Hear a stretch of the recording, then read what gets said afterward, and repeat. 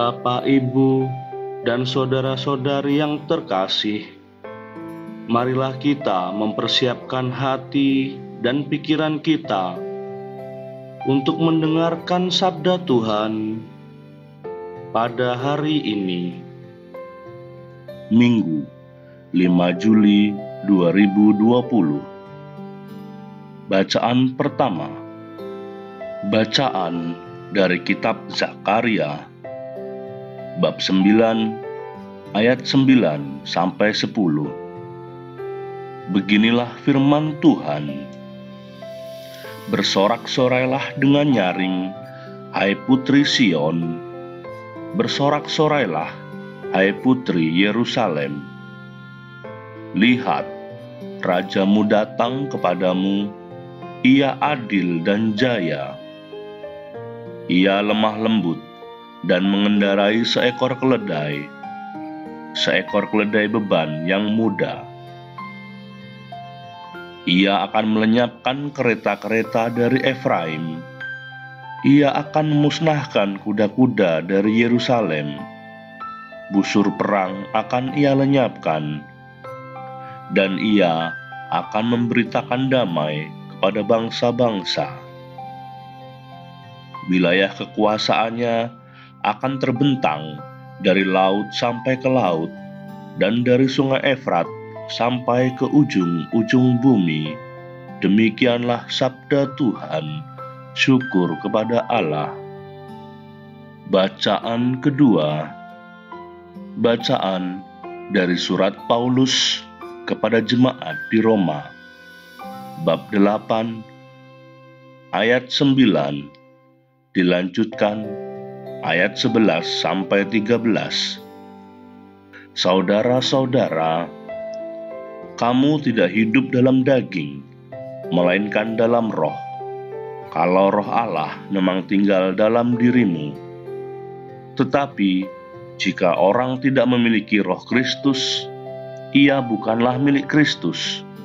Dan jika roh Allah yang membangkitkan Kristus Yesus dari antara orang mati, diam di dalam dirimu, maka ia yang telah membangkitkan Kristus Yesus dari antara orang mati akan menghidupkan juga tubuhmu yang fana oleh Roh-Nya yang diam dalam dirimu.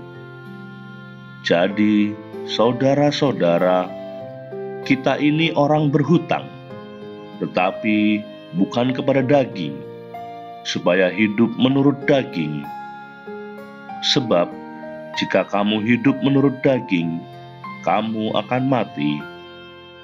Tetapi, jika oleh roh kamu mematikan perbuatan-perbuatan tubuhmu, maka kamu akan hidup. Demikianlah sabda Tuhan. Syukur kepada Allah.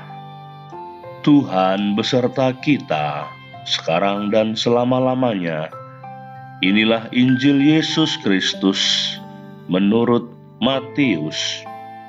Dimuliakanlah Tuhan. Injil Matius bab 11 ayat 25 sampai 30.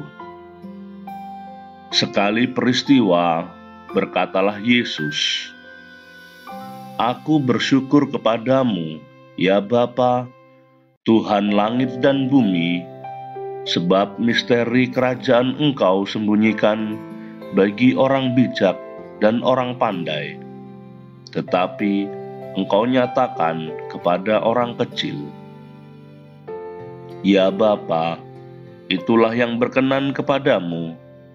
Semua telah diserahkan kepadaku oleh Bapa-Ku, dan tidak seorang pun mengenal anak selain Bapa, dan tidak seorang pun mengenal Bapa selain anak, dan orang-orang yang kepadanya anak berkenan menyatakannya. Marilah kepadaku, kamu semua yang letih lesu dan berbeban berat. Aku akan memberikan kelegaan kepadamu. Pikulah kuk yang kupasang, dan belajarlah padaku, sebab aku ini lemah lembut dan rendah hati, maka hatimu akan mendapat ketenangan. Sebab enaklah kuk yang kupasang dan ringanlah bebanku. Demikianlah Injil Tuhan. Terpujilah Kristus. Bapak, Ibu, dan saudara-saudari yang terkasih, pada Injil hari ini, Yesus mengajak kita supaya kita datang kepadanya untuk mendapatkan ketenangan jiwa. Mempunyai waktu sejenak dalam sehari untuk kedatangannya membawa jiwa kita pada ketenangan dalam hidup kita. Jiwa yang tenang menjadikan hidup kita juga tenang dan banyak berbuah. Namun jiwa yang tidak tenang akan menghantui hidup kita dan bahkan bisa menghancurkan hidup itu sendiri. Datang kepada Yesus yang memberi ketenangan jiwa perlu dilakukan secara rutin. Kesetiaan dan ketekunan untuk datang kepadanya tentu akan membuahkan ketekunan jiwa yang tenang. Maka, datang kepada Yesus menjadi jalan yang paling luhur untuk mendapat ketenangan yang sesungguhnya. Tawaran dari dunia mungkin memberi ketenangan juga, namun ketenangan yang sesaat.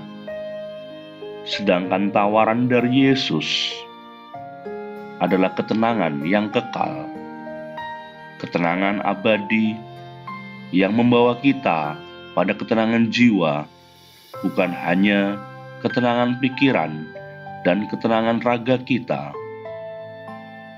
Sebagai orang beriman, semoga kita mampu untuk mempunyai ketenangan jiwa, entah apapun pekerjaan kita dan apapun tanggung jawab hidup kita masing-masing.